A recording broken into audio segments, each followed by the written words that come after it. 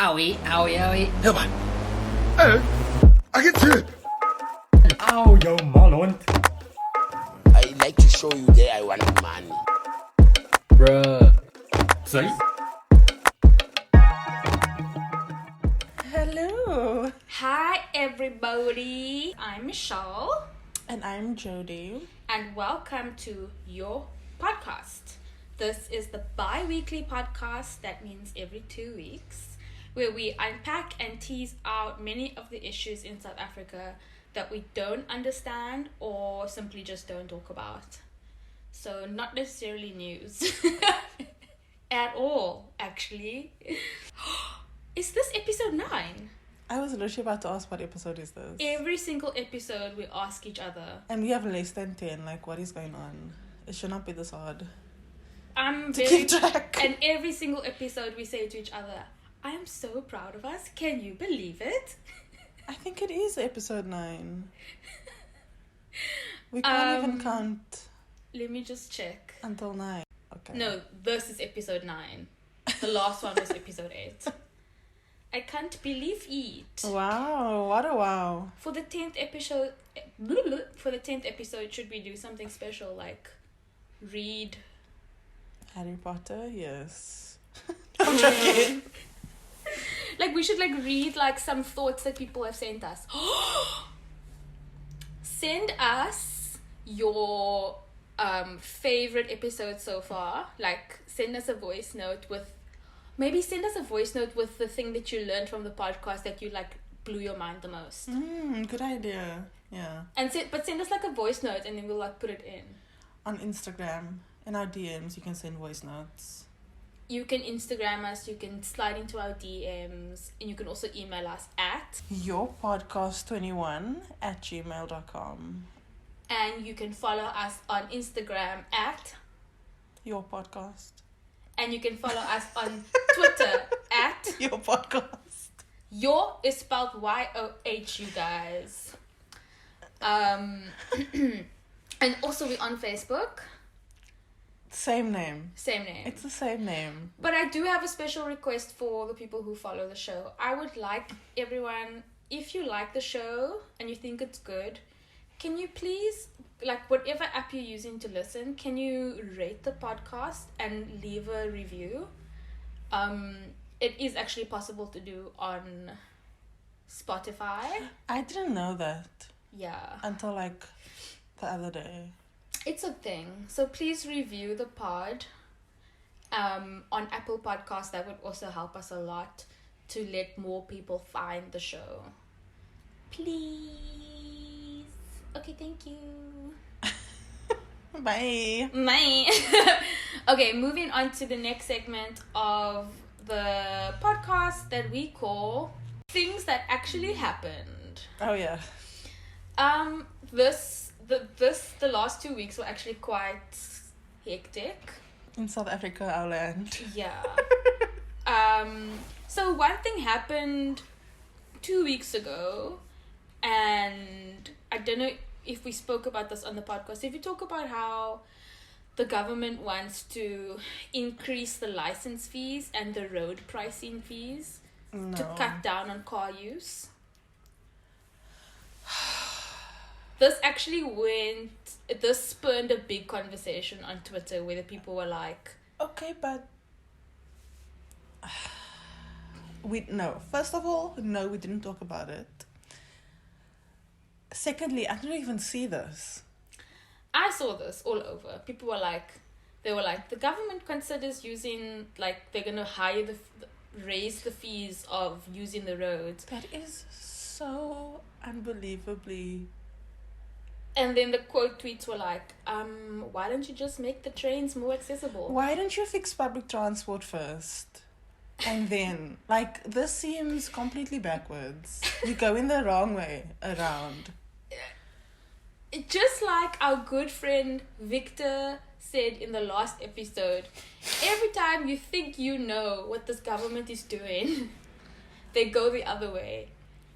And that's what we're sitting with, folks. That literally doesn't make any sense. I do think that it would make a lot of sense if they were to instead spend their energy on ramping up infrastructure. Like, didn't I just see a headline about Prasa literally this week? I saw it in the news and I was like, immediately, I don't even want to know. Prasa still calculating the amount paid to 3,000 ghost workers. Guys, after all this time, you still don't even know how much you paid them.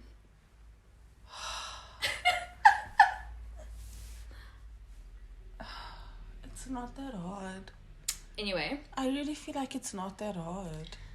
So, I think the biggest story of this week is probably the deal with Cyril Ramaphosa. Now, I just want to say that sometimes things happen where a news story breaks and everyone is like, what? And it appears one way, but actually the opposite is happening. So I just want you all to just remember that as we digest certain stories.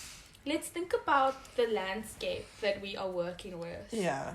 So the ANC is having their conference, which unfortunately informs the future of literally the entire country and not just that one stupid party.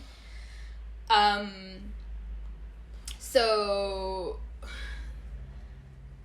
because the election is coming up, things are coming out of the woodwork. Like, I don't know if you noticed, but there's like literal assassins walking around killing people. When is the election next year? The general election. Presidential term started in 2018. Okay, 2019, 2020. Yeah, it's next year. So guys, we have like a big election next year, and from the local elections, we know that the ANC's reach has shrunk significantly. There was another election that just happened in Joburg, and then like the portion of votes was like not very big for the ANC. So they're in big trouble, and people are trying to get Ramaphosa out because of like the various factions inside the ANC. So with that in mind, let's just keep that on the back burner when you listen to stories like this. I also want to remind you of the time that the state capture people literally walked around and said that there was a rogue agency inside SARS, when in fact they were the rogue agency. They literally planted a story about there being a rogue agency to cover up the fact that they were the rogue agency. Yeah. Remember how I said these people will lie to us? Like, basically gaslight us. So because they think we're just going to be like, oh, okay. Oh, okay. So just remember that when you consume these stories. Absolutely. But I have to say, the story from beginning to end leaves me confused. The second thing I want everyone to notice about President Ramaphosa is that he is not a poor man. That man is rolling. Yeah, and he's incredibly wealthy. He's a businessman who became a president. Like, it's like a Meghan Markle vibe. Like, yeah. Yes, I literally Googled in the week how many properties does he have, and it's like 20 plus. Uncle Cyril. He's proper Do you not have rich. a grandchild who's 30 years old, single? Proper rich dude. So, some people have been asking me, like, what's the story? So I decided to, like, just quickly say what's happening. There's a really good article in Al Jazeera with, like, bullet points. They also the one, eh? They are the one. Several ones, and they are one of them. Yeah. So, okay, this is crazy, but apparently, okay, so there's this guy. His name is Fraser. And he used to be the head of the South African State Security Agency, which is the spy agency, MI6 vibes. He sort of walked into a police station in Joburg and he filed a criminal complaint against the president. Imagine. Do you know how fearless you have to be to do? Like, you... Imagine. I wish I could do that. I'd like to file a complaint against the entire country because...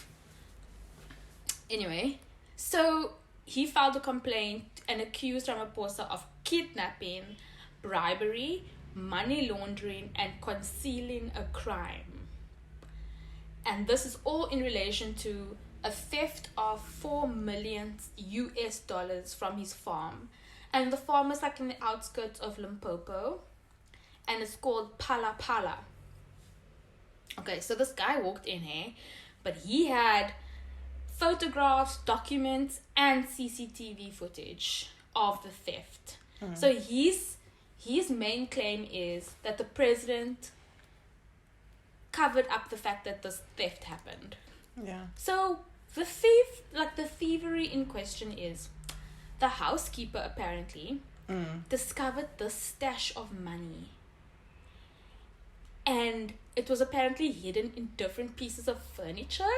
So she's like, horse. So she messages her brother. And he apparently knows a gang that could carry out the robbery. So they rock up on the 9th of February in 2020. So this is like right on the margin of lockdown. So he rocks up. They find all the money. And this gang initially included 4 Namibian citizens and 2 South African citizens. Okay, this is also crazy, but they gained entry into the premises by cutting the wire perimeter and just coming in through a window.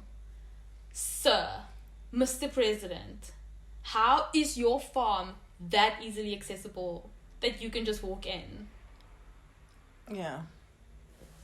Nobody should be able to walk into anyone's farm. Yeah. How? You are like the literal president. I don't understand. Okay, so he said the president was like, I wasn't at the farm. I was actually out of the country at the time. And then it turns out that he apparently did report this to the Presidential Protection Police Unit, who are doing a really cuck job because it's so easy to get access to this farm. And also, why is there $4 million in cash hidden in pieces of furniture? It smells like a Pablo Escobar thing. Yeah, that is dodgy. Like, why didn't you just put it into one of your 50 accounts? But I also don't know how rich people work. I just don't know. Yeah, that's true. I can't pretend to understand how rich people handle their money and whether or not they do in fact have large like swaths of it. And also, like, what if he's one of those crazy people about money who believes that they need to always have an emergency stash? Probably. Like grannies and grandpas do that. Some people who aren't old also hide their money. I'm not trying to make excuses for him, but I also can't pretend that I know what it's like to have that much money. Yeah. So they break in, take the money. It's all captured on CCTV footage. He said he did report it. And so then a team of retired police officers now come and investigate. And then Fraser says that the housekeeper and this gang were later paid $10,000 for their silence. Yeah, he paid them. So basically he covered it up. Is the way I understood it. Okay, I don't know why this is news. Thank you! Oh my god! We were having this exact same conversation at work. And we were like... And I was saying, this feels like a distraction. That this is the news. From start to finish, someone broke into your house, stole your money. You paid them to not say anything about the fact that they had stolen money from you. But, like, there could be 1,000 reasons why you wouldn't want that getting out. And it's like... Also because it was very easy to rob you, sir. And the other thing is, let's say, okay, he got robbed and he chose not to report it to the police. Do you know who else chooses not to report things to the police? 90% of South Africans. Yeah. Unless you have insurance. Why would you report that? Most people, don't report things to the police for various reasons. So I don't understand what the problem is. And if they found the people who stole the money and paid them for their silence, we can only assume that he probably got his money back. Who knows? I just that's why I'm like, this feels like a personal attack when Fraser went to the police and told them this is what happened. Like, he's trying to get at Cyril. But it's also like, I really don't think this is like anything worth saying. Like, I know someone who got robbed and didn't go to the police. Okay, Exactly. so like, what is the actual problem here? If it was blood money, that's a different thing. But that's what I'm saying. It's a personal attack because Fraser and Zuma are buddies. Yeah, dude. are they? Yeah. Wow. Okay. So I let me say, I think that they are buddies. I will say that. Okay, it does make him look dodgy. It makes Ramaphosa look dodgy because he is now someone with secrets. But he's always been secretive. Like, Yeah. we also know that he was involved with letting Jacob Zuma out of jail.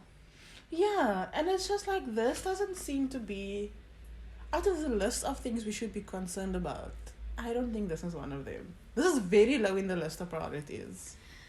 So, other things that are coming up against Cyril is when he was making his budget speech, the EFF went and caused cuck, and like, honestly, I'm far less pro EFF nowadays than I used to be, because I just don't see it for them disrupting Parliament every 5 seconds. Like, how is anyone supposed to get things done? Yeah.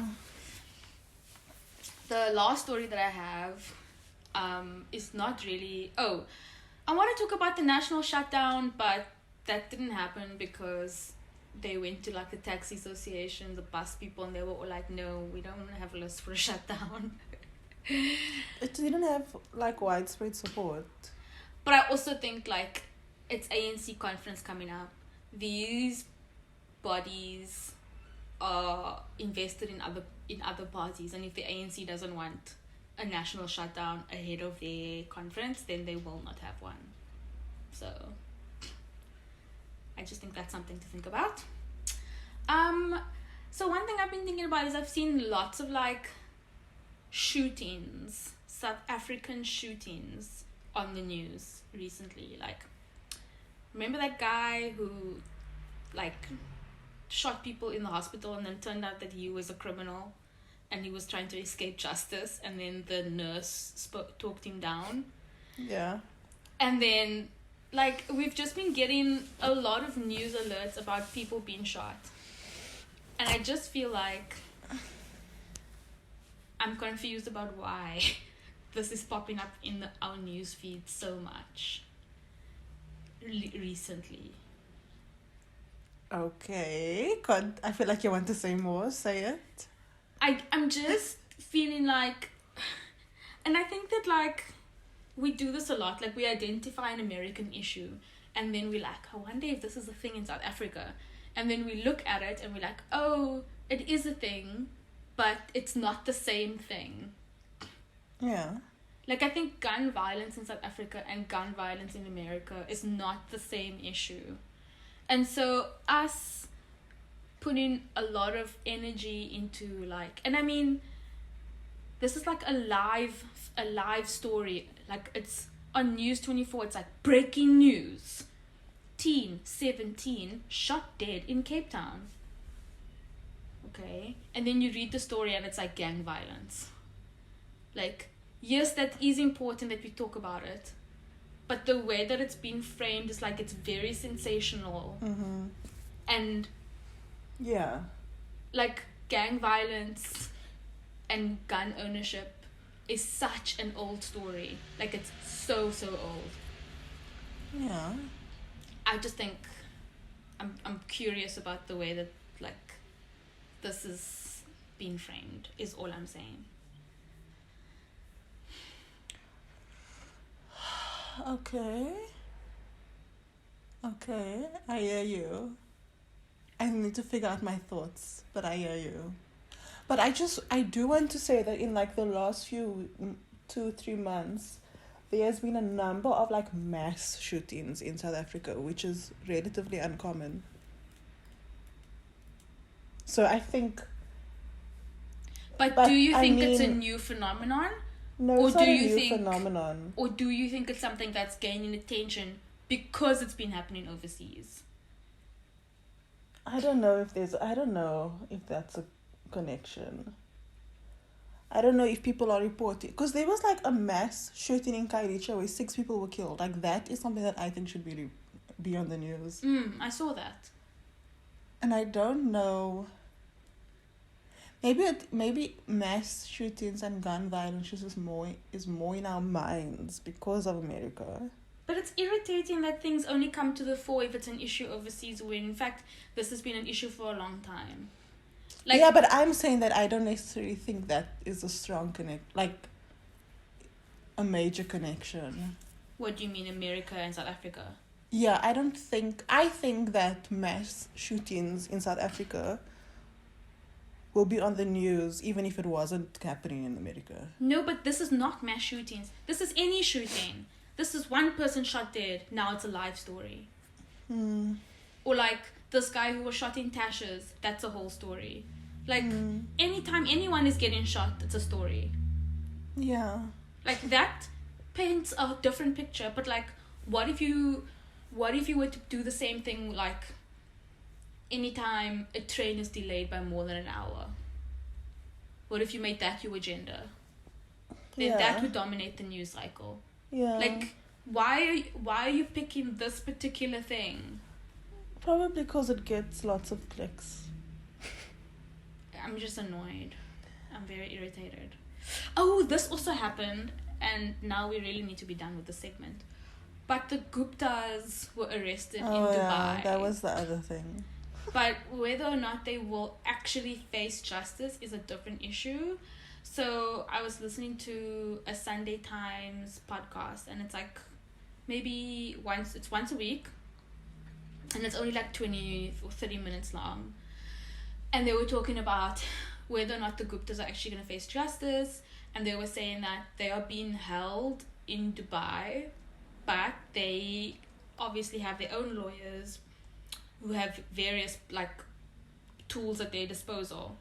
And if for some reason they are able to get out of that bind and they go to India, it's going to be much, much harder for us to extradite them there than it is to extradite them from Dubai. So this arrest might not mean much. But I do think that, because they have been like evading arrest for years. Yeah. So I do think that like, good for them for being arrested. Do you know what I mean? Yeah. Like, they were on like Interpol, dude, for like most wanted people. Really? Yes! That's why they were arrested in Dubai. Because that was in Interpol. Otherwise, they wouldn't have ever been arrested. So where were they before? What do you mean? Before Dubai? I don't know. Oh, do you think they were like just in But they were like cave? evading the cops for years. Wow.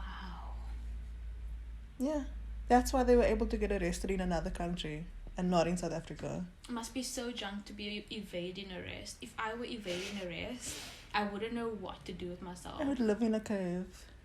I would never set foot outside. That would be so junk.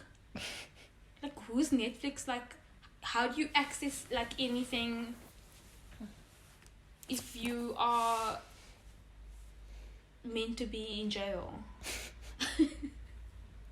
Wild, dude. Anyway. Wild thoughts. So these are the things that actually happened. Let's take a break. We're back. Okay, so let's get into it. I'm so excited to hear about this. This is a topic that basically consumes my life. So this is divided into 3 parts. Part 1 is what is femicide. Michelle, you jump in the gun. Please just go jump the gun. Number 2, what does femicide look like in South Africa? And then part 3 is femicide in the media, or how media reports on femicide. So this is obviously like quite a heavy topic because it's about about men killing women. Because who do you think murders? Okay. Yes. So, trigger warning. It's about murder. and like GBV and stuff. So yeah. Second disclaimer is this is my life's work. So to begin the story again, I feel like every time I do an episode, I have to say, let's remember the context of South Africa and like list all the points. Every time you mention the context of South Africa, I become so sad because it's just like, yes, sis.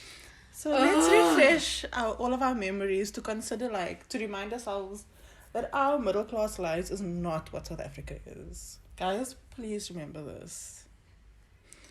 Most unequal country on earth. Mm-hmm. Highest unemployment rate, poor economy, half of South Africans live in poverty. We've been through this. This is not news, guys. And then our high levels of crime and violence, just like generally. Not even talking about just in general. And then like racism, sexism, all the other isms.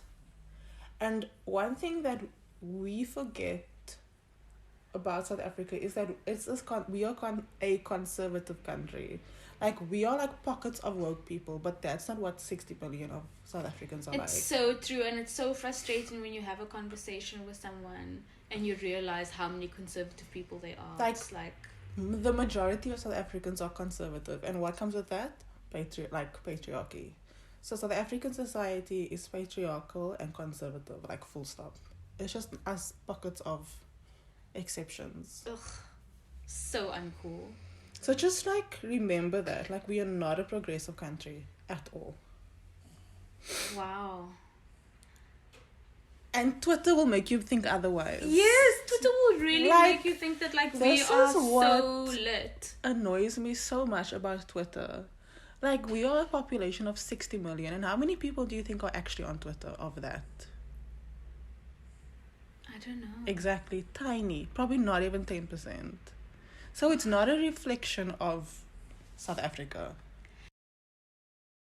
If you are vibrating on a higher frequency, If your third eye is open, we are minority, guys, and let's stick together. Okay, that's what I wanted to say. So South Africa, sorry, let me find my place. So these are all factors that contribute to violence and crime, just generally. And maybe I should do a episode just on like violence in general. Anyway, so South Africa is a country defined by structural inequalities. this goes all the way back to the dawn of apartheid and even before then. It goes back to 1652. It does. It does. It truly, truly No, does. like 100% does. Literally, as soon as they this episode landed, is going to upset you so much. as soon as Van Riebeeck landed, he was like, "Here's the line in the sand. You there, I'm here." And then that was like it. Like one Tuesday morning when the ship pulled out. Like literally since that day. Like so random, and he was like, "I'm here to Yeah. fuck everything up." And it's like, he was here. Do you know why he was here? To set up a refreshment station. Yes. For the people coming from Europe, stop in Cape Town for a bit before they go to India. No, that but was the... it's lies because you can't just set up a refreshment station. Because there were people here. You can't just set up a lemonade stand on an island. Station. You can't just expect to get like an orange slice here on the coast of Cape Town and then go to India and then get another orange slice there. Can you imagine? Yo, that's so funny. It's not funny, but it's like, a whole refreshment station resulted in this. Girl, look at America, what they did to America. They were like, we're gonna kill everyone here because we need refreshments. Because we don't want to get scurvy. Fucking Dutch East India Company, bruh. Part 1. What is femicide? So femicide is a term that we've been hearing a lot more in recent years. But it's a really complicated term, and there's no universally accepted definition like among scholars and stuff. What? Just hold on. But there is like a consensus, but there isn't a definition that's applied across a globe, right? So, femicide, in its simplest term, refers to the killing of women. But it's much more complicated than that. And believe it or not, this term was coined by a scholar.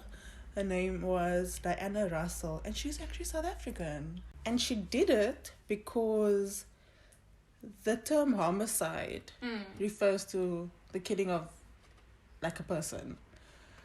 But it's actually, homicide is a gender neutral term. Because so in her, Homo sapiens. yeah, so human beings. And side killing. Yeah. But in her study, she realized that when women are killed, they are like, it's different to when men are killed. So she needed a term to like categorize that. There we go. Shout out to the feminist movement also. As soon as you introduce ovaries, it's like now the game has completely changed. Yeah.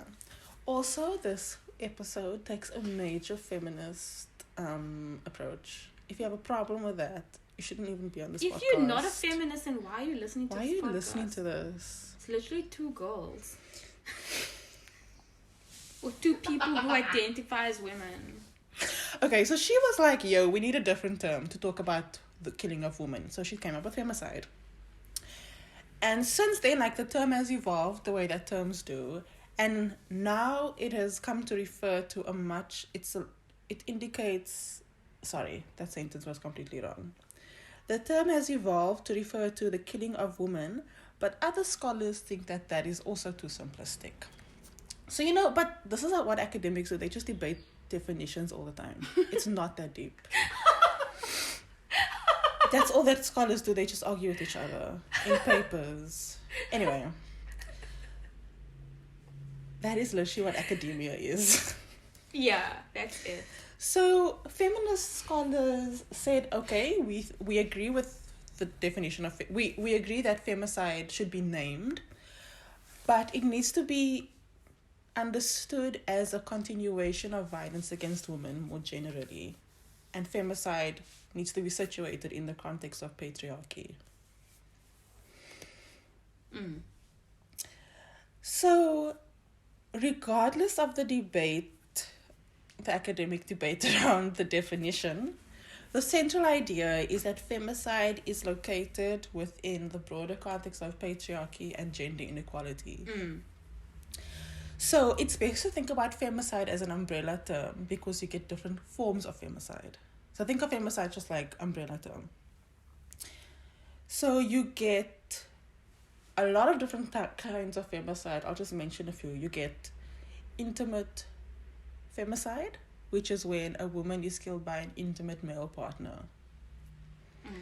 Then you get non-intimate femicide, is when a woman is killed by a male in her life, but not so like father, brother, neighbor, friend, whatever, colleague. Then you get femicide between like lesbian women and queer women. Obviously, like everyone kills people, dude. It's not just men, but it's mostly men. Okay. Then you get honor-based femicide. You. Femicide in human trafficking, femicide in armed conflict, like there's a lot. But in this episode, we're only talking about intimate femicide, which is when women are killed by their husbands, boyfriends, ex-boyfriends, former lovers, anyone that they had like relationships with, romantic relationships, or even casual. And the reason is? It will become clear. Okay. So, intimate femicide is the most common form of femicide that we find across the whole world. Yeah. If you have to take all the women in 2022 that were murdered, most of them will be killed by an intimate partner. And that is like a fact. Like that is consistent everywhere. Also, this is why I will never date anyone, because the chances of him killing me. That's another reason. Are you serious? Yes. 100%. So most of the time when a woman is killed, okay, I don't know why I'm acting so shook, because I watch and I consume so much true crime content. And literally anytime there's a murder, what is the first thing that the police do? Check on the husband or the boyfriend. Because 99.9999% of the time. Yep. Okay, but it's like fucked up that that's actually true. It's true across the globe. Like, what is it about men that makes them want to kill someone that they love? Ask that question. Okay.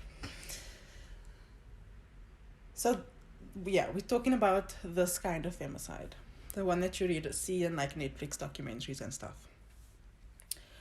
Now, intimate femicide is often approached from a feminist perspective, of course.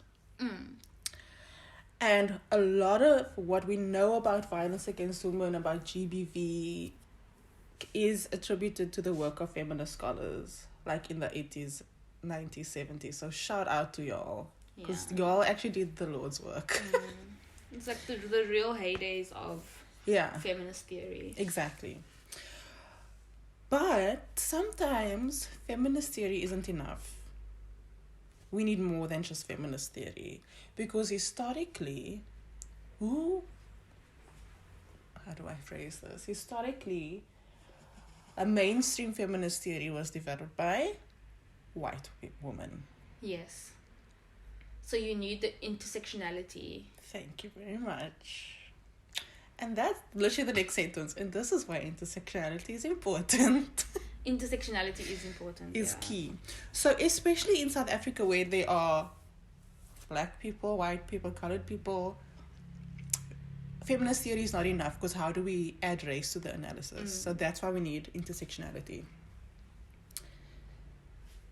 So that is Femicide 101. Okay.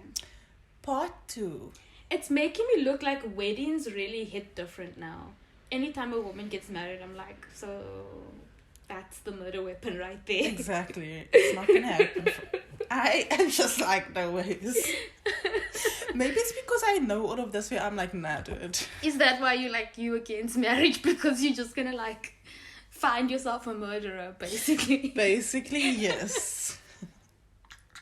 It's not funny. It's not funny.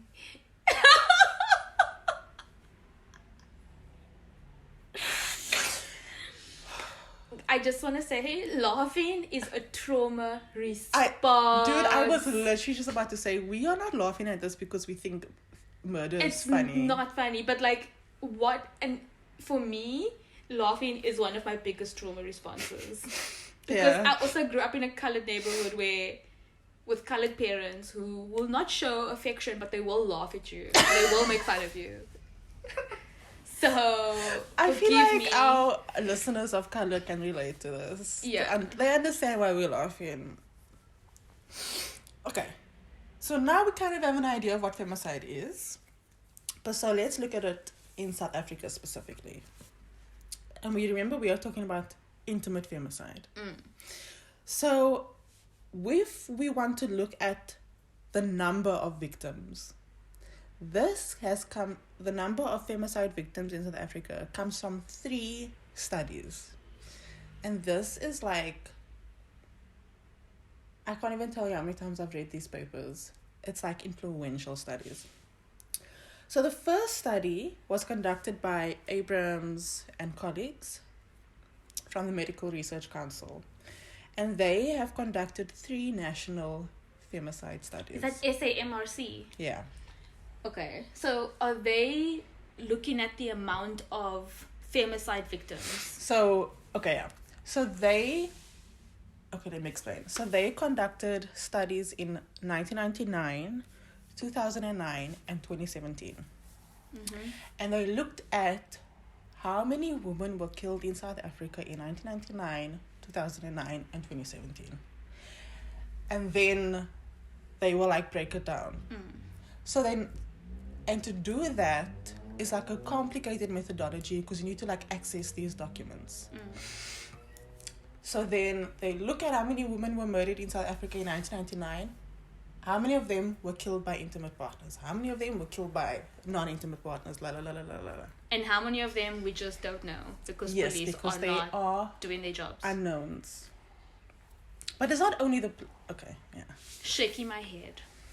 So, and this is where we get, like, the numbers of victims.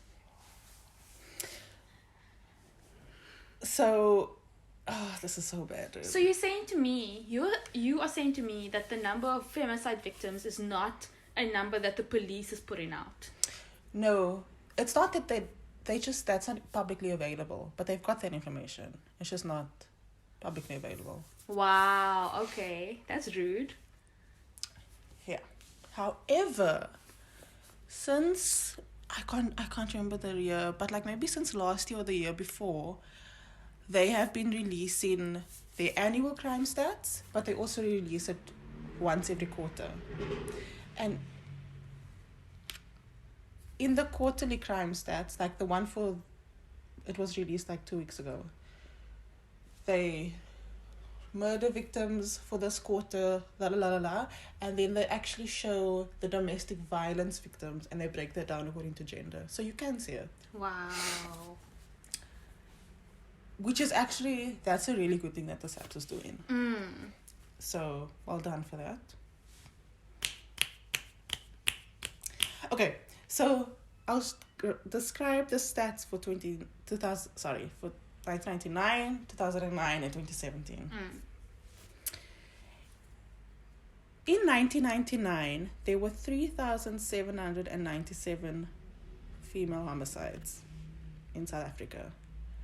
50% were committed by an intimate male partner. Yo.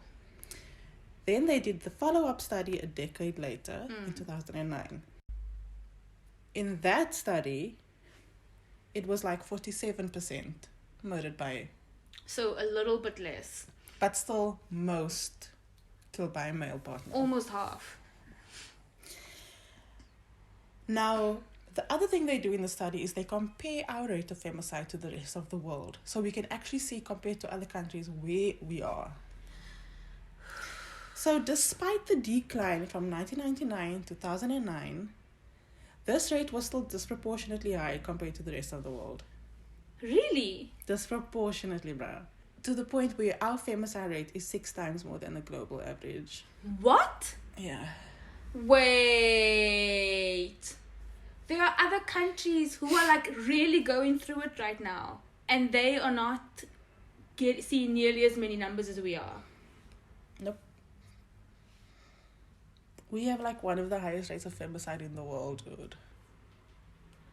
Are there countries where where we think that the numbers are like not being reported well enough? So that's also like what makes it difficult. Because I'm thinking about, like, no offense, but like countries at war. Like, we know that during war times, crimes, especially like against women, go up. Yeah, because it's like part of like the war thing. Yeah, like men commit atrocious crimes when they're at war. They just do. Yeah, it's part of. And this is not like, a boys will be boys thing. It's like just something that we know and we're still not okay with. Yeah, so that's true, and it's difficult to compare across countries because like the methods. So like the way that the police collects data here is different to the way police collect data in Brazil, which is different to the way the police collect data in Russia. So it's really difficult to like quantify. Compare. Yeah. But the rates are still very, very high for us. That's deeply concerning. Yeah. We have one of the worst in the world. Then after 2009, it was conducted in 2017. In 2017, 2,407 women were murdered. 2,407. So that's I feel like that's a lot lower than the 1999 number. Yeah. But obviously, we don't want women to be murdered anyway. That's true. Of this 2,407, 52 were killed by male intimate partners. So still half were killed by male intimate 52%. partners. So that's a higher percentage. So it went 50%, 47, 50, 52. Yo. So clearly, Like, women are being killed by their male intimate partners. Clearly. Wow. So this percentages just tells us about how many victims there were, right? But let's add race to the Yeah. analysis. Yeah.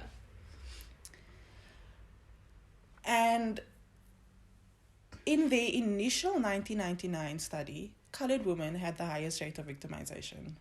No. Yeah, bro. That's not cool. Wow. With colored women had an intimate femicide rate of 18.9 per 100,000 women. Sure. This was 6 times higher than the rate for white women, Wow. who came in at 2.8. In 2009, they also added the racial analysis. Once again, colored women remained the majority of intimate femicide victims, with a rate of 10.1 per 100,000. So it dropped from the 18 to now 10%, 10 per 100,000. Yes, it even more hectic. Trauma response. Colored women's victimization is mostly prevalent in the Western Cape. Oh, no surprises there. But also because most colored people live in the Western Cape. Black women came in next with the highest rate of victimization. So we can see that it's women of color, like black and colored women, who are the vast majority of intimate femicide victims in South Africa. Sure. But we just need to add like a slight caveat here. Because we are not saying that black and colored women get killed because black and colored men are inherently violent. Like, that's incredibly racist. This mirrors the racial groups who were and continue to be disenfranchised in South Africa. So it's not that it's not that women of color are victims of femicide because colored men and black men are more violent or inherently violent. That's not what it is. That's like a very, very racist assumption. But what is something that contributes to violence and crime? Poverty. Thank you. So socioeconomic disadvantage. Yeah. And who is the socioeconomic disadvantaged group in this country? People of color. So explain more about how poverty equals violence. But that's the thing, it doesn't equal violence. It's a risk factor for violence. Okay. So, like, that's the other thing. Like, nothing equals violence. It's contributing factors. Just in the same way that if you go out in winter wearing a short skirt, that doesn't mean that you're going to get cold frostbite, but it puts you at risk of getting frostbite. Yep. So everything, like when we talk about the causes of crime, there's nothing that causes crime. Like, causation is the same way we speak about causation in like medical terms. Causation means that every time X happens, then Y will happen. But that's like in the social sciences, not. Yeah, because correlation does not mean causation. Thank you, guys. Please keep that in mind. So it's another thing that contributes to crime is unemployment. And where is the unemployment rate the highest? Right here in this our land. Exactly. 80 blow van ons hemel. So when we talk about things that lead to crime and violence, just think it's risk factors. Okay, so if my dude, but I can't also say like if my boyfriend is unemployed and has no money, that's not, you also can't narrow it down to like a case by case basis. These are macro terms. Yeah. So if we look at it from a broad perspective. Yeah. Okay, cool. Because not all unemployed people are out here committing crimes. Yeah. It's that simple. But when you add unemployment, poverty, substance abuse, childhood trauma, patriarchy, when you add all that shit up, it's a disaster. That's where crime and violence comes from. Childhood trauma, maybe you witnessed your dad beating your mother all the time, plus you drink and you can't find a job and you own a gun. Disaster. And there's also a lack of resources to help you reframe your thinking around situations. Exactly. So that's what it's about. It's like these compounding factors that contribute to crime, and specifically femicides. But there are three, not risk factors, but there are three characteristics of South African society that I do want to touch on. And you can see that they all link to each other. And these but like they are like a trio of epidemics in South Africa. Small ones. Not small ones, but you know what I mean. And these all contribute to our rate of violence against women, GBV, and intimate femicide generally. And these like three little epidemics, not little, but you know what I mean, is HIV, intimate partner violence, and rape. It'll become clear. So let's look at intimate partner violence first.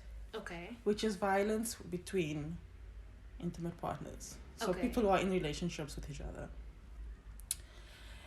And both men and women can experience IPV. So like a woman can beat a man, a woman can beat a husband, a man can beat his wife. Okay. But we know that women are mostly the victims of this. And there has been a bunch of studies that look at intimate partner violence in South Africa, and they like ask men to complete surveys, and then we see that like, in one Cape Town study, 42% of men reported physical violence against a current or previous partner. Dude, like when I say it's bad, it's like a shit show. Wow. Like violence is pervasive in this country. My God. There's a scholar, her name is Helen Moffat, something like that. Oh, I You know. her? She's very famous, yeah. Yeah. So she has a paper where she says that South Africa has levels of rape that is higher than anywhere else in the world not at war or embroiled in civil conflict. Okay, so the third epidemic is HIV/AIDS. So we continue to have one of the highest levels of HIV in the world. Yeah.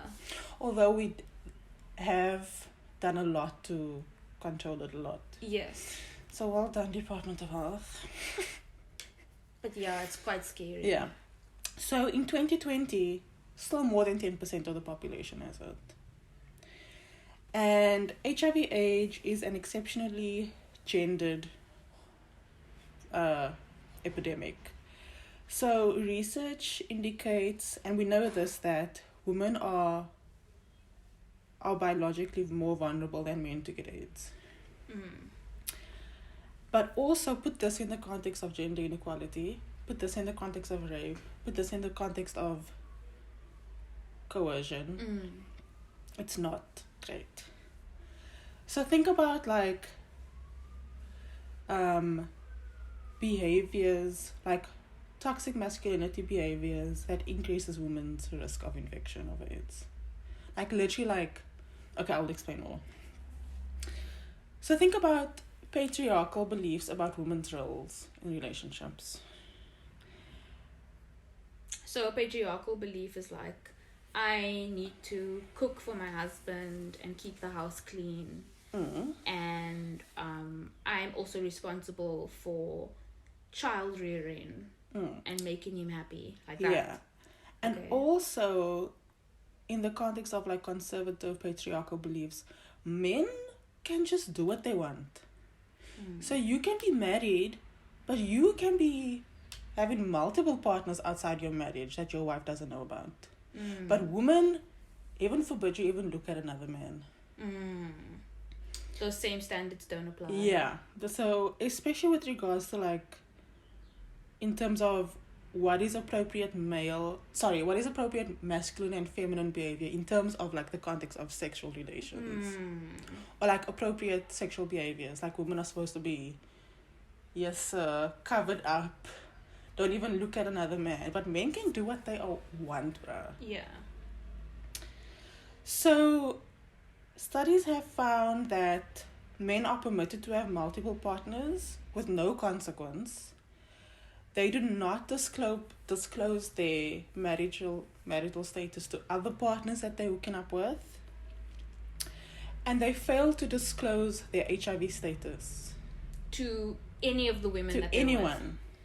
So that's also a form of abuse, because if you are going around and you are seeing other people, but then you come home and you have unprotected sex with your wife, knowing that you may be carrying some disease, like, it's like, that's a form of abuse. Yeah. To pass on diseases to her, knowing that you are, what's the word for people who have multiple partners? I don't know what the word is. Is there a word? Yeah, I think it's just not I'm not talking about polygamy, the one where you like sexually active. I can't remember. Yeah, I also can't remember. So exactly what you said now is a form of abuse. The South African scholar I mentioned at the beginning, she makes that same argument. Helen Moffat. No, the one who coined femicide. Oh, okay. She was like, this is a form of violence. And Yeah. can contribute to the death of women. Yes. So she makes that argument. Directly contributing to the death. So refusing to engage in safe sex suggests that some men choose pleasure over safety, and that makes me want to throw up. It's disgusting. Yeah. But it's not, and I will never understand it, because you are not only are you putting the woman at risk, but you're putting yourself at risk. Yeah. It doesn't make sense. It's beyond my comprehension. Yeah. But I also think that one of the things about that patriarchal worldview is that as a man you don't feel that harm will necessarily come to you. So there's there's an invincibility about it. Yes. And it comes with that toxic masculinity shield that men walk around with. Exactly. So they are enabled to do all of these things, which puts women at danger all the time. It's an interesting perspective to know that there's three things, and the HIV status and the social attitudes that go with the HIV status is quite interesting, and something that you wouldn't expect to be directly correlated with GBV. Yeah. And the other thing is, despite the fact that we know now that if someone has HIV and they take their ARVs every day, they can live a long, healthy life. It's not like how it was in the 80s. But HIV continues to be super stigmatized. Yeah. So people fear knowing their status and disclosing it because of the stigma, which you can get. But that's still, true also of any STD, actually. Yeah. But it's especially scary. HIV, because it's the scariest STD. Yeah, despite the fact that you can live a long life, guys. Just take the meds every day. So, toxic masculinities give men free rein to exert their power without consequence. And as a result, masculine behaviors and toxic masculinity is men feel like they need to be hyper masculine and tough and look how strong I am and I'm invincible and la la la la. And it's also the idea of being in control, and toxic masculinities allow men to use violence as a way of solving problems. So let's say you and I are in a situation and masculine behavior makes it difficult for women to negotiate safe sex for fear of violence. Because if you say no, we need to use protection, and then the man gets angry, you obviously become scared that he's going to do something. So you then rather just don't talk about it. Dude, it's fucking scary. But it's also it's making dating as a prospect a really, really scary thing to do. Bruh. Or even think about. Exactly. Like South African women, every time we enter the dating zone, we putting ourselves at risk. Yeah. It's ridiculous. Like, yeah, it's quite scary to think about in that context. Yeah. And like us talking about our little bubble, and like we are we are feeling progressive ourselves, but we have no idea if the person that we're about to go out with respects boundaries. Exactly, dude.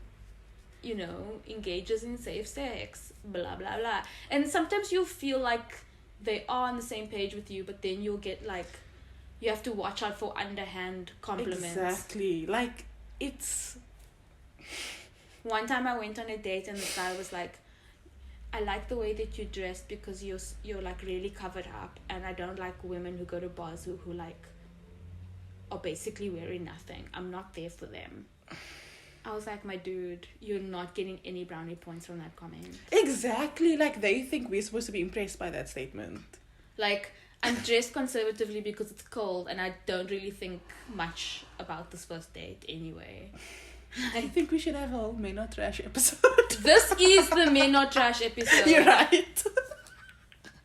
I mean, We listen can to talk about this. this for 6... I mean, this is what, like, the majority of our conversations outside of this podcast is about anyway.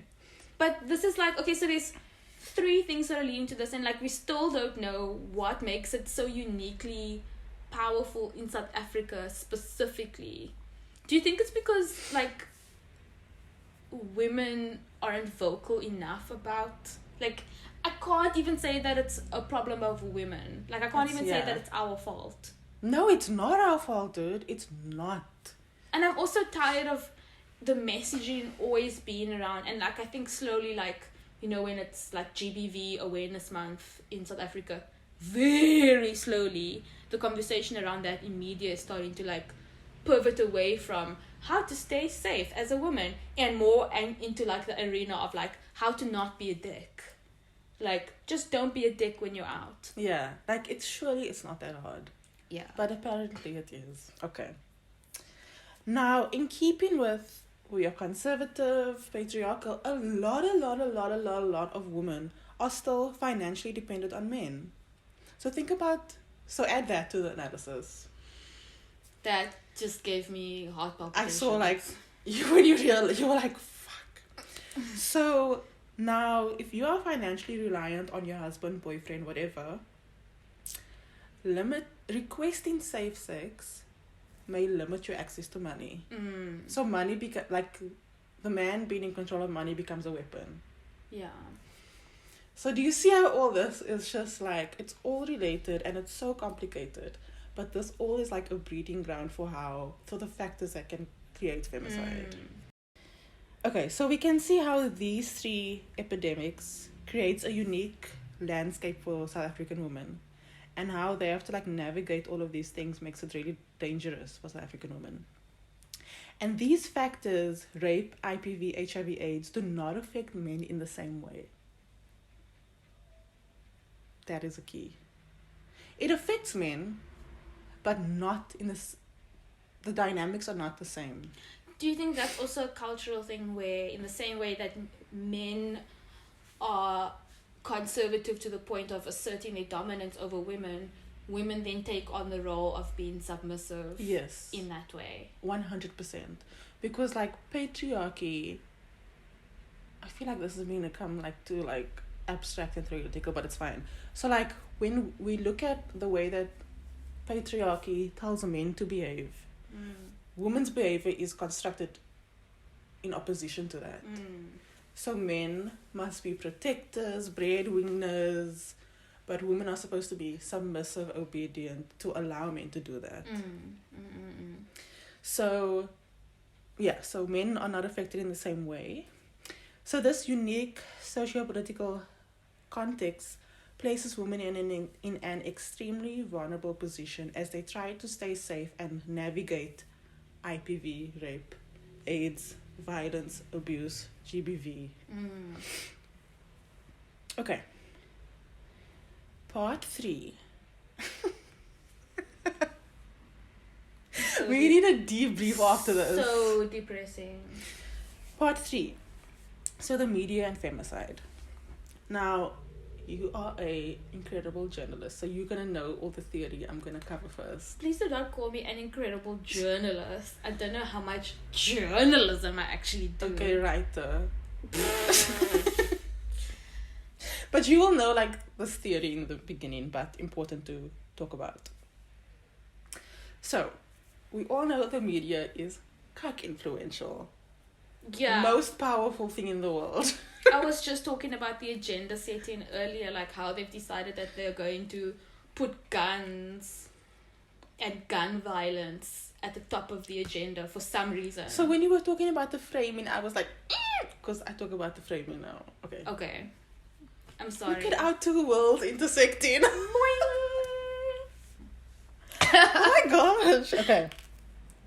Now, the media is probably the main source responsible for what we know about the world. Yes. Because there are 100 billion things happening every day on this earth, but we only see some of it. Yep. So the media has the power to shape public opinion and perceptions. So, in other words, the way the media reports on a story can shape the public's consciousness and reactions towards an issue. And at the same time, the media is also responsible for creating awareness about stuff that's going on. We would have never known about state capture if it wasn't for the journalists. Yeah. So the media can be like an incredible thing, like a really powerful, amazing thing. But despite this, we know that the media regularly and intentionally provides inaccurate or false depictions of what's going on to shape the way that we perceive it. Especially, maybe I shouldn't say inaccurate, but okay, in the context of femicide, you'll see what I mean. Okay.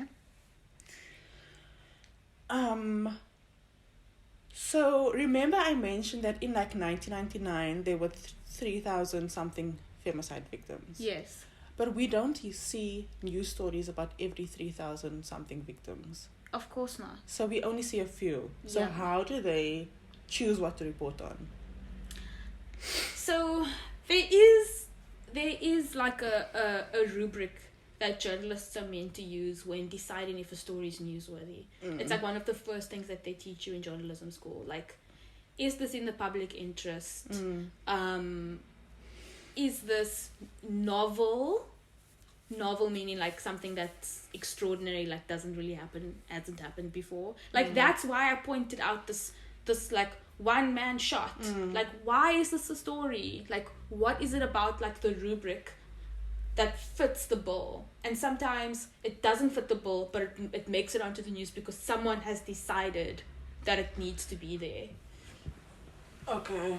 And that's what I Interesting. mean when I'm talking about like weird agenda setting. Oh, okay. Now I understand what you're saying. So if we look at cases of intimate femicide in South Africa, only a few cases receive media coverage.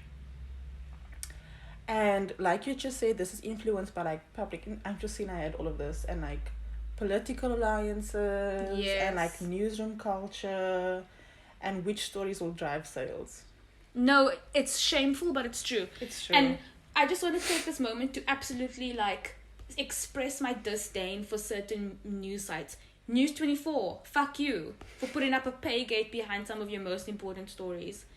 Times Live, absolutely fuck you, because a lot of your important stories, like top reads, you'll lock those stories for people to not be able to read. Like, I think that's cuck. Yeah, I agree with you completely. So when we look at intimate femicide cases, studies have found, and this is all around not all around the world, but in South Africa, UK, and in the West, where a lot of studies are conducted because they've got money too, find that intimate femicide stories that are super brutal and have like unique elements of it get reported on. Yes. And there are plenty of South African stories that provide support for this, most of all being Riva Steenkamp. Public figure, super famous. I don't want to talk about Riva Steenkamp and that story because I never found that story interesting at all. It was literally a man who was dating a woman who shot her. Yeah, but no, I agree with you, but I'm saying it was reported on because it was a famous person. Yeah. High profile. Whatever. Mm. So that was like a quote unquote unique situation. So another case that was reported because it was like super brutal is like the 2017 murder of Anine Boyson. And I don't even want to like say it, but it was like mutilation and stuff. So like extreme violence. But those are the kinds of cases that happen a lot, especially in poor areas where, and I mean, we spoke about my mom's friend who worked for this community newspaper and the kinds of murders that he would encounter. And those stories don't make the news because they end up in the tabloids or something, and they're not deemed important enough because the people, the victims are from poor backgrounds. So the news media decides, oh, these stories are not important. Yeah.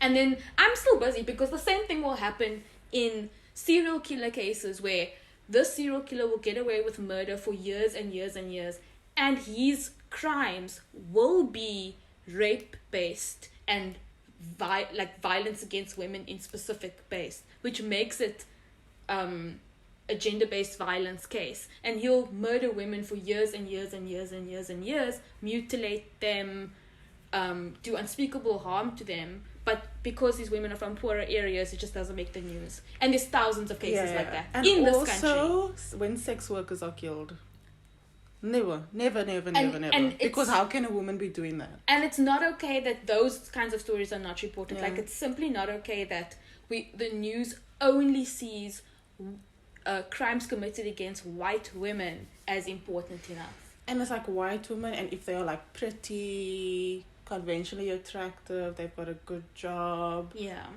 Like, we know this, but I will get into it more in a bit. But that's like a very, very important point. Yeah. So I want to touch on 4 main media frames that I used when reporting intimate femicide. And this is not an exhaustive list, but this is just 4 because we don't have all day. And also, I can't remember her name, but there was a big femicide one that happened, like, Hillary Jody, and her thing got a lot of attention because her father was in the EFF. Who? Hillary? Jody. I don't know her. Okay, this happened like a month ago, but like a femicide case. A month ago? Yeah, it was all over the news, dude. Oh my god, where was I? I don't know. Say more? But I don't know the details, but like one of the reasons why her case was on the headlines for days and days and days was because her father was a former, I can't remember his role, but her father was in the EFF and had a very high important position. You see now. It's not right. So, frame number 1 is the isolated incident frame. Oh. Yeah, dude. Already that's a problem. So, and there have been studies, scholars have looked at how is femicide portrayed in South African media, and they've gone and done like the whole, analyze the newspaper articles of the Cape Times and all this. So this is like, you can all go read these articles. It's super interesting. So a major frame is that South African media regularly frames intimate femicide as an isolated incident between a couple. In doing so, intimate femicide is presented as a domestic incident and a random one-time event that happened to that couple over there. Yes. So it could never happen to me because it's just that one couple who had their own little problem. Like that extraordinary case of the British couple who came to South Africa on their honeymoon. Never forget. And this man arranged her kidnapping, and then she was murdered on her honeymoon. Yeah. And that whole story was framed as like, this never happens. But then Kanti Pananti, they hired like a gang, like literal gangsters to do the job. It's like, obviously this is like, if they're up for hire, then they must doing this all the time. Okay, I'm sorry. So the problem with the random one-time isolated thing is that the media rarely represents intimate femicide as the thing that happens after as a final act of a long history of abuse. So remember we said how it's an extension of violence against women, it's an extension of abuse that happens over time.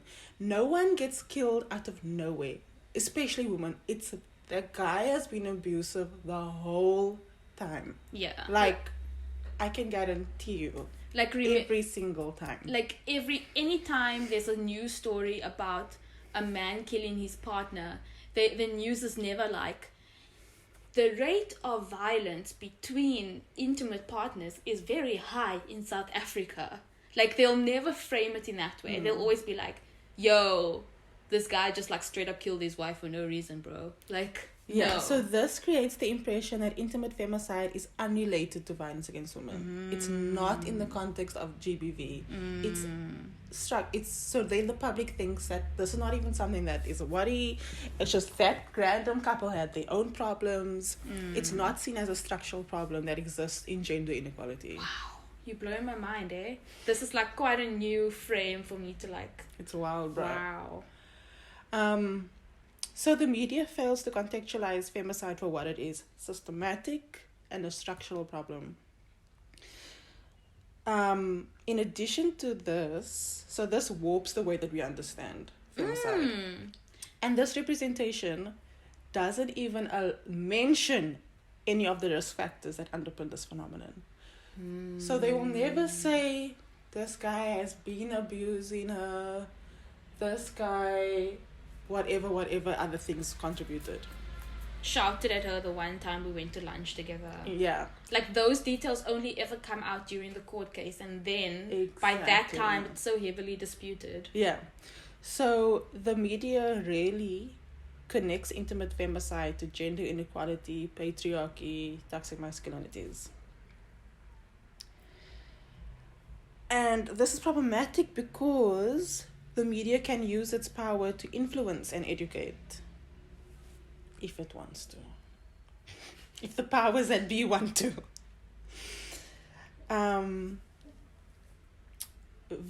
Failing to situate the killing in the context of violence against women suggests that the media does not want to refer to the murder as intimate femicide.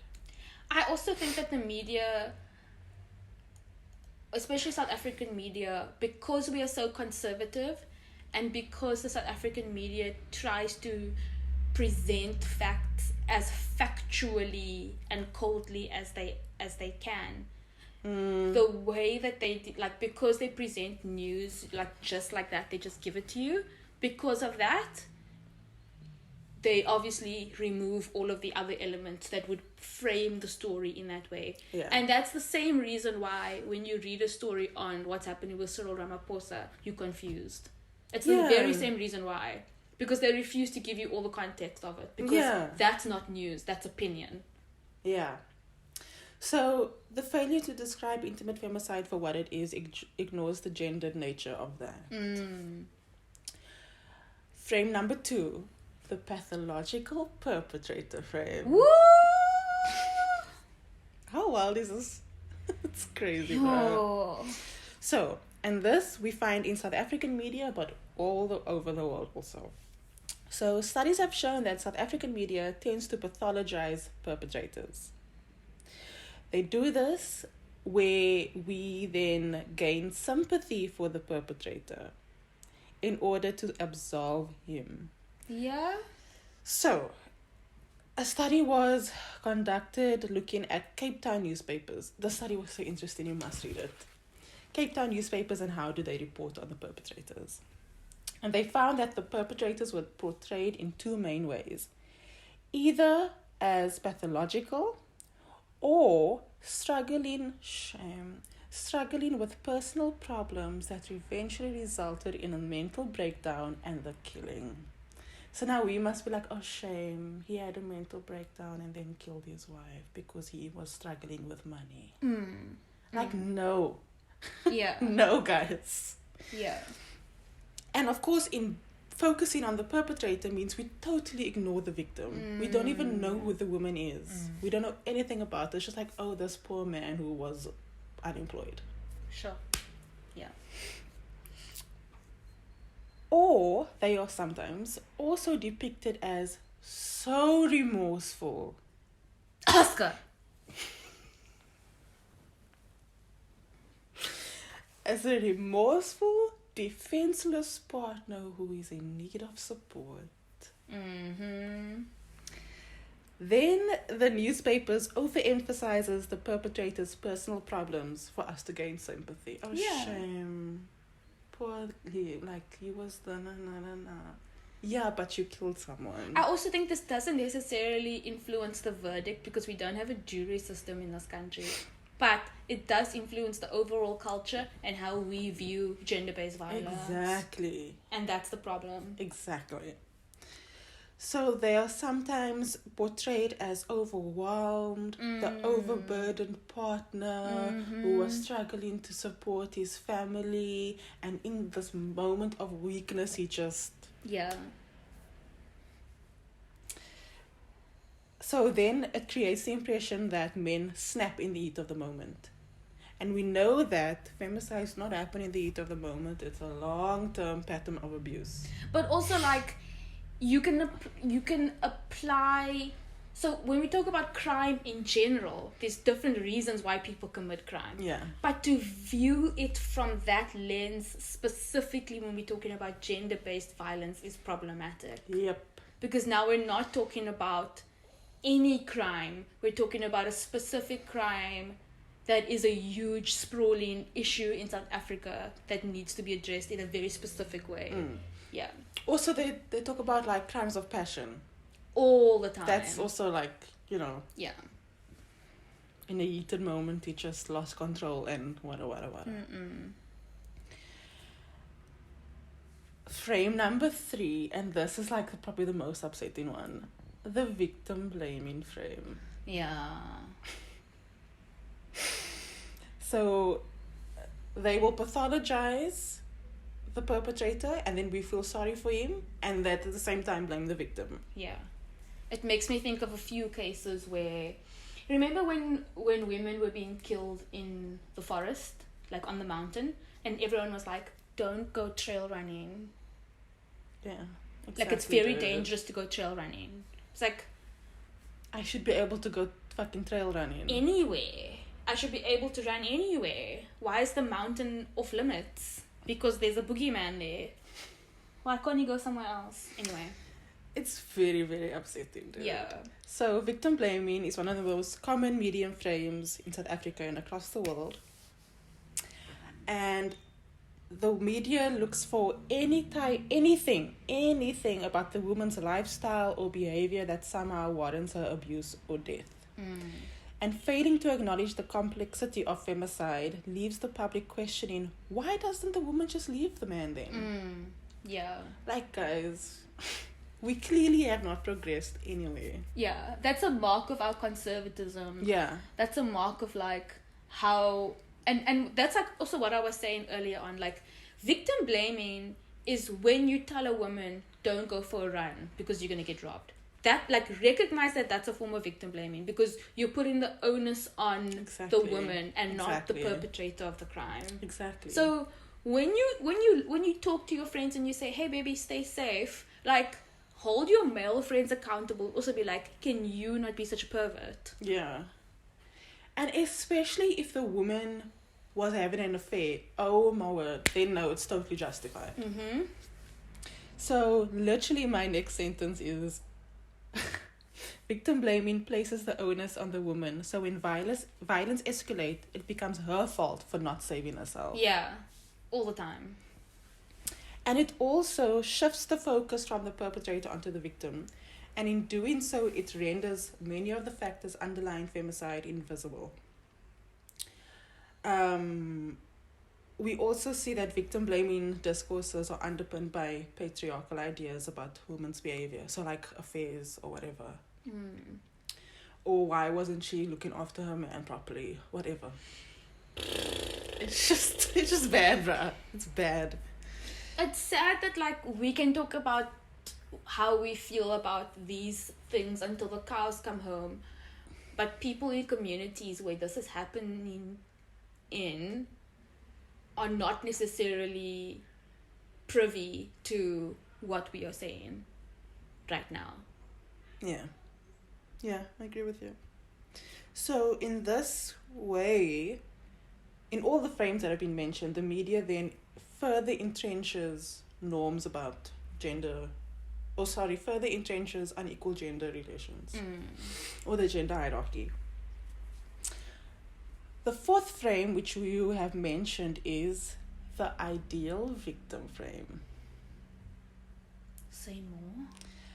So, portrayals of a quote-unquote ideal victim is super common in South Africa and across the world. Representations of the ideal victim captures the reader's attention and is more likely to get media coverage compared to other victims. Oh. So women, children, and old people are often constructed as ideal victims because of their perceived innocence and vulnerability. Oh, I see. But then we are coming to South Africa. Wait, before we get there. So this implies that only certain types of people are an ideal victim. So the ideal victim she fits into mainstream society perceptions of ideal. So white, super feminine, successful, educated, pretty. This is why white women get reported on all the time. Yeah. Despite the fact that we know it's mostly women of color being killed. Yeah. And we also know the patterns that contribute to that. Like, it's exactly, and this is the thing, this is an American case, but it was so, like, clearly, like, shown. So that girl who went on a road trip, she was living in a van with her boyfriend, and then her boyfriend killed her in America. Gosh, yeah. What was her name? I can't remember now. Wasn't she like a YouTuber or something? She was an Instagrammer with her boyfriend, and then he killed her, disappeared, and then when he did reappear eventually, like, she had gone missing completely, blah blah blah blah, got arrested. But at the same time that was happening, there were so many other Black American women who were also missing and also victims of violence by their partners that were not mentioned. And there was another case that was held up as like an example, like, why are you talking about this girl but not this girl? And that's the kind of thing that happens all the time in South Africa. The only problem is, because the media won't report on a crime that happens to a Black or brown woman, that case can't even be held up as an example of something that should be covered. Yeah. Because a lot of the time there'll be a murder like right here in this neighborhood, but it's not going to make the news. Yeah. It just won't. Yeah. 100%. 100%. So the idea of an ideal victim obviously implies that there's an unideal victim. And we know that this is obviously like defined by status, and it's typically poor women who are maybe unemployed, drug users, sex workers, women of color, etc., etc. Scholars have identified like 3 kinds of ideal victims. There's like a binary. So there's like the deserving and undeserving. Deserving means she was a good wife. Undeserving, maybe she had an affair. Then there is, and this comes up all the time in social science, like the Madonna versus the Madonna whore binary. So like the Madonna, like the virgin, and then the promiscuous girl. Yes. So if she was like a Madonna, she will just get all the news. Yeah. But if she was out here wearing like a mini skirt, all of a sudden, yeah, it's so dumb. Like, it's so upsetting. Yeah. Or maybe she was a woman who maybe she abused alcohol too much. Undeserving. It scares me a lot because it makes me wonder, and I think about this all the time. I wonder if something were to happen to me, what would the article look like? What would people say? Like, yeah. It's scary. It's terrifying. And sorry, I'm just trying to find a place. But on the other hand, we know that there are black women who are female black women, black women victims who do get news coverage, and it's often because they are like super beautiful or like famous. Definitely famous. And even they get victim. So they all get victim blamed in some way. So we can see that the media representations of reporting on femicide is complicated by race. And this is, of course, the racial history of our country. So again, 1652. So intersectionality helps us to explain why black women are positioned at the bottom of the hierarchy and why white women are on top of the hierarchy. And yeah, so in this way, the media depictions of black and white victims perpetuate racist ideas. Sure.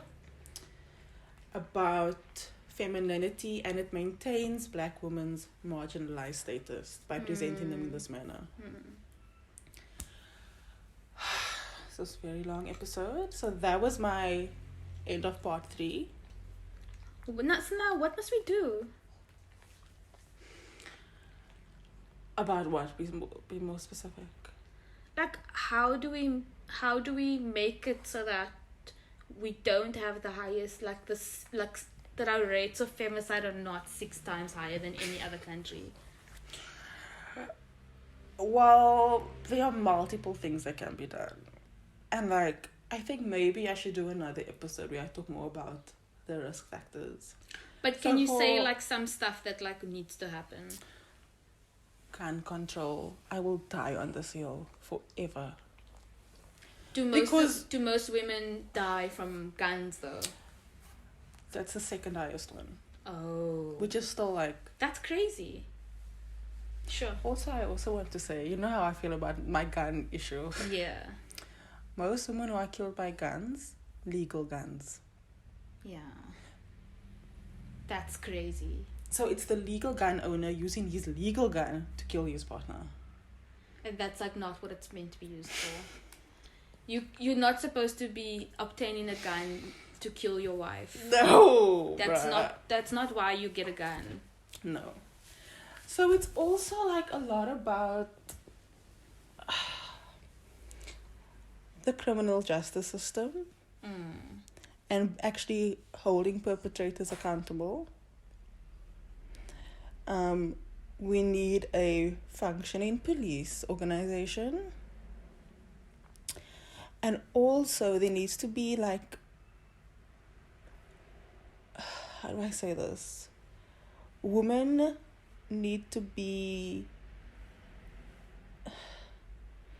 people need to be taught about the risk factors. If you see this happening, if this is happening, you are at risk. And this is where you can go. This is where you can go speak to. This is the help that is available. Of course, the ideal thing would be to stop men from doing those things in the first place, which is another form of intervention. So strengthening the police, strengthening gun control, strengthening the criminal justice system, because we could have a whole conversation about how many of these femicide cases actually result in the perpetrator being in jail. Because you think it would be 100%, but it's not. No, but I can also understand that because from watching a lot of Law and Order, I know that when it comes to intimate partner violence, it's a he said, she said. Exactly. Which becomes very, very difficult to prove in court. And police officers are far less inclined to pursue a case that's he said, she said, because lack of evidence, they're not going to try and dig too deeply into a case when they've got 1,000 other open cases to look at. Yeah. So in a case like this, they'll actually tell the woman, just drop it. Yeah. And then it's if she has to drop this case, how many other cases is she going to decide not to report? Before, and then exactly. What happens? Exactly. That is literally one of the biggest things. So I don't know, I just think also talk to your people, check on your people, like we need to like foster a culture where we just like hold men accountable for things instead of saying nothing. Yeah, and there's a whole culture of silence. Very, very secretive. Like, you will know that someone is being abusive, and then you're encouraged to not do or say anything about it. Exactly. And that is actually so scary. Yeah. And then it becomes down to like so like I said, substance abuse is a risk factor. So then it's like interventions relating to substance use. Yeah. Then it's things like childhood trauma, which becomes a whole different requires a different set of responses. I can totally see that. So it's like it requires multi-level Yeah. responses. I So hate it's like- it when we do like episodes and then we can't give anyone a moo. I'm so sorry, people, that my dog is making so many noises right now. But it's upsetting when we can't give a solution to a problem, especially one that's. But like, we knew we weren't going to be able to solve gender-based violence in one episode. But at least we shed a lot of light on like the framing around it. So when you see articles, you can know exactly what's gone into that. Yeah. When you see things being happening around you, you can now know like what are the factors. So, Bro. I'm sorry. I know that was incredibly upsetting and probably very triggering for all the women on this that listen. Yeah, I don't even know what else to say. I think we need to add some resources in the show notes. Yes, I will do that. Like places that you can go to if you feel that you or someone that you know has been affected. I can say that I recently had to find out about how to get a restraining order for a story I was doing. And the police are meant to be, like, they have protocols in place. And they are meant to be protecting you, the victim. Yeah. So they actually, like, take you to a private room. Yeah. And, like, everything is free. Like, you're not, like, at no point do you need to, like, pay for a lawyer or something like that. So Also, like, let's say your partner has a gun, but he's abusing you. You can say, "Yo, police, he's abusing you," and they can come take away his gun. you need to have proof of what? that he's abusing you. You need to go report it, but I don't know those details. So, like, the thing is, there are systems in place. There really is, but we don't know about those systems. Yeah. Is the problem. Yeah. We also know that, like, sometimes there are systems in place that they become abused. Yeah, that's another thing. But yeah. So stay safe, guys. And if you are in the dating zone, Good may luck. the odds be in your favor, because Yeah. On a lighter note, I just want to address Uncle Cyril directly. do you think he's gonna listen to this? You have a dog, and you've had this dog the entire time, and you never told anyone about you and this adorable dog. Dude, presidents always have dogs. Did you see how he was talking to his husky? Yeah, I saw. He is so cute. That dog is amazing. If I were him and I was up for re-election, that dog goes me everywhere. Like the Americans, they do that thing with their Yes, dogs. it makes you so endearing. Uncle Cyril, you know that you have the white vote. Exploit that shit, bruh. Like, go on the campaign trail, go to, like, Constantia with your dog. Like, film a video of him sniffing around the vineyard or something. Like, you'll get the vote so easy. Yeah, that is so true. I can't believe they've never thought of that. But with brown people, I don't know, that dog's gonna do nothing for you. It's gonna do nothing for me. Yeah, but, like, honestly, I want more dog content. I do, because, and also, like, the way he interacts with the dog, like, he's like, Oh, pets the dog on He's his such. head. I mean, he just looks like another dude. It's so not like. grandpa vibes. It's so enduring. I love it. Yeah. Thanks, guys. Like and subscribe. Ugh, shame. Please review. Shame. Sorry for being such downers.